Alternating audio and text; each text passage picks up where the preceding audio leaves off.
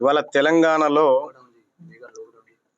సంచలనంగా మారినటువంటి కల్వకుంట్ల కవిత గారు ఏదైతే నా మీద హత్యాయత్నం ప్రయత్నం చేసిందో ఆ అంశంలో కొన్ని విచిత్రమైనటువంటి అంశాలు బయటకు వస్తా ఉన్నాయి. నేను చేసినటువంటి వ్యాఖ్యల విషయంలో కేసీఆర్ గారి బుక్నే రిఫరెన్స్గా ప్రజల ముందు పెట్టిన తర్వాత బీఆర్ఎస్ పార్టీ నాయకులు ఎవరు కూడా పల్లెత్తు నోరు మెదపకుండా కవిత చేసింది తప్పు అని నిర్ధారించుకున్న తర్వాత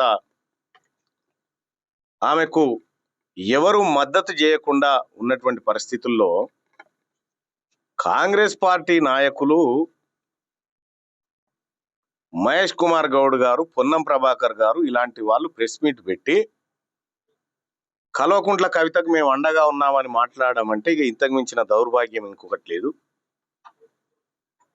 నేను ఒకటి చెప్తా ఉన్నా, మొన్న ముగ్గురు మంత్రులు ప్రమాణ స్వీకారం చేసినటువంటి సందర్భంలో కల్వకుంట్ల కవిత గారు కూడా ప్రమాణ స్వీకారం చేయాల్సి ఉండే, అవునా కాదా? కాంగ్రెస్ పార్టీలో కల్వకుంట్ల కవిత గారు జైన్ కావడానికి రంగం సిద్ధమైండే. ఇప్పటి కూడా ఆమె కాంగ్రెస్ పార్టీ అనధికారిక అనుబంధ సభ్యురాలుగా కొనసాగుతా ఉంది. ఇది స్పష్టమైతా ఉంది. లేకుంటే 42% రిజర్వేషన్ ఆర్డినెన్స్ వ్యవహారం ఏదైతే ఉందో అది తేలక ముందుకే, అది పట్టాలెక్కక ముందుకే ఈమె సంబరాల కార్యక్రమాలు చేసుకోవడము, అటు ప్రభుత్వం ఈమెకు మద్దతుగా నిలబడము, ఇవన్నీ చూస్తూ ఉంటే కల్వకుంట్ల కవిత గారు కాంగ్రెస్ పార్టీతో మిలాఖాత్ అయిన విషయం స్పష్టంగా అర్థమవుతా ఉంది. ఇదే ముఖ్యమంత్రి గారు మరి బిల్లు పాస్ చేసినాం, 9th షెడ్యూల్లో పెట్టాలని చెప్పి డిమాండ్ చేసినాం కదా, ఇప్పటి వరకు ప్రధానమంత్రిని ఎందుకు కలవలేదు? ఎందుకు ఈ 42% రిజర్వేషన్ మీద ఎందుకు మాట్లాడలేదు?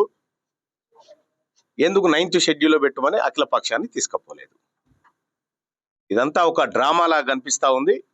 అంటే ఈ 42% రిజర్వేషన్ అంశాన్ని పక్కదారి పట్టించడం కోసం ప్రభుత్వంలో ఉన్నటువంటి కొందరు కల్వకుంట్ల కవిత ఇద్దరు కలిసి ఈ కార్యక్రమాన్ని చేసినట్టుగా మాకు సమాచారం అందుతా ఉంది. ఎందుకంటే నిన్నటి నుంచి వ్యవహారం చూస్తూ ఉన్నాం. మా కార్యాలయం మీద దాడి జరిపి మా మీదనే హత్యాయత్నం కేసులు పెట్టిన పరిస్థితులు చూస్తూ ఉంటే వాళ్ళ చిత్తశుద్ధి ఏందో మాకు అర్థమవుతా ఉంది.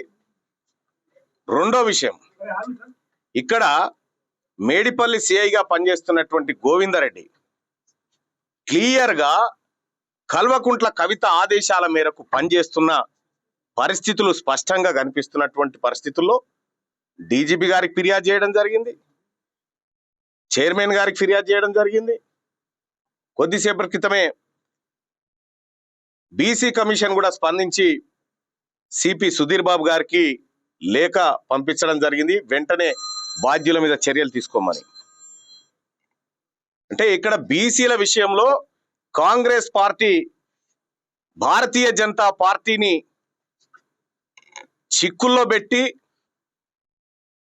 అడగాల్సినటువంటి సందర్భంలో అది చేయకుండా, భారతీయ జనతా పార్టీని ఇరుకున పెట్టే పనులు చేయకుండా ఆర్డినెన్స్ డ్రామా అంటే తెర మీదకి తెస్తా ఉన్నారు. ఈ అన్ని పరిణామాలు చూస్తూ ఉంటే దీని వెనకాల ఎవరున్నారు, ఏం కథ అనేది ప్రజలందరికీ స్పష్టంగా అర్థమవుతా ఉంది. ఇక్కడ ఒకటి చెప్పదలుచుకున్నాం, మీరు ఎన్ని కుట్రలు కుతంత్రాలు ఎన్ని చీకటి ఒప్పందాలు చేసుకొని మీరు ఈ దాడులు ఈ హత్యాయత్నాలు చేసినా బీసీ ఉద్యమం ఆగదు. ఇక్కడ ఉన్నటువంటి మేడిపల్లి సిఐని అతని ఆధ్వర్యంలోనే ఈ దాడులు జరుగుతూ ఉన్నాయి.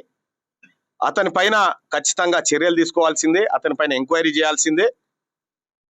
చేసే వరకు మేము నిద్రపోం, అవసరమైతే కోర్టులను కూడా ఆశ్రయిస్తాం.